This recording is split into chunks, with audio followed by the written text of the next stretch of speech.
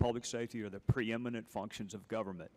National security and public safety are not simply factors to be considered in the administration of some broader policy objective. National security and public safety are the ultimate policy objectives. The safety and security of our fellow citizens should be the driving force behind all decisions that we make as representatives. And as representatives, it would be incongruent for us to undertake any act or fail to undertake an act calculated to jeopardize the safety and security of those who sent us here in the first place. People do not employ us to represent them so we can take risk with their security. They send us here to put their security at the top of our constitutional to-do list. This country has a rich and long history of welcoming those fleeing persecution. We have a long and rich history of liberating those suffering under oppression. We are the most welcoming country in the world, and we are the most generous country in the world. And we help those in need both here and abroad, and we administer that aid in greater quantities than anyone else. Our country has welcomed over 3 million refugees since 1975.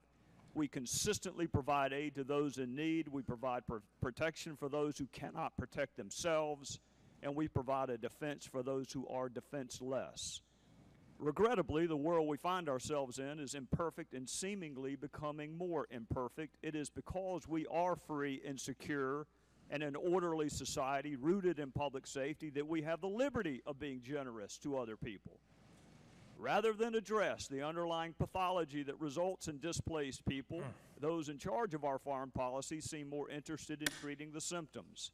There are refugees from the Middle East and Northern Africa because those regions are on fire and riddled with chaos, and our bright lines and policies of containment and smart power, or whatever we call it today, have failed.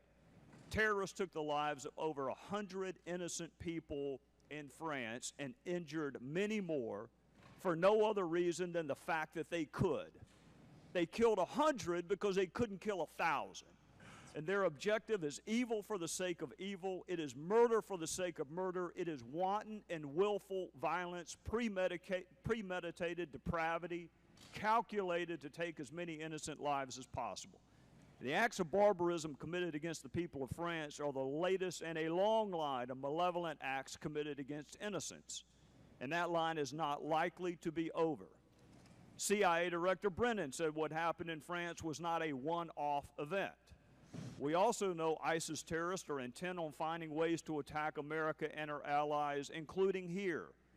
Director Brennan said ISIS has an external agenda they are determined to carry out. Another administration official said, I wouldn't put it past ISIS to infiltrate operatives among refugees, so that's a huge concern of ours. Those are not the words of some GOP presidential hopeful. Those are the words of our very own intelligence officials who serve this administration. The president has said he's too busy to debate the critical issue, and unfortunately what passes for debate in this political day and age is some absurd conclusion about widows and orphans. It is precisely that kind of hyper-partisan conclusion designed to cut off debate rather than discuss foreign policy that has united this country in only this one fact. We have no idea what our foreign policy is in the Middle East. The people I represent are kind and generous, and they are asking this administration and this president one simple question. What assurance can you give us with respect to our public safety and national security? And so far, no one has been able to provide that assurance. On Monday, the president said the country would continue to accept Syrian refugees, but only after subjecting them to rigorous screening and security checks. Those are wonderful words. But at some point, you have to ask, what does that mean? And the head of our own FBI said the concern in Syria, the lack of our footprint on the ground in Syria, that the databases won't have the information we need. So it's not that we don't have a process, we don't have any information. So you're talking about a country that's a failed state, that doesn't have any infrastructure. All the data sets, the police, the intel services you normally would go to and seek that information don't exist. That is not a Republican presidential hopeful. That is the head of the FBI. He also said we can only query against that which we've collected.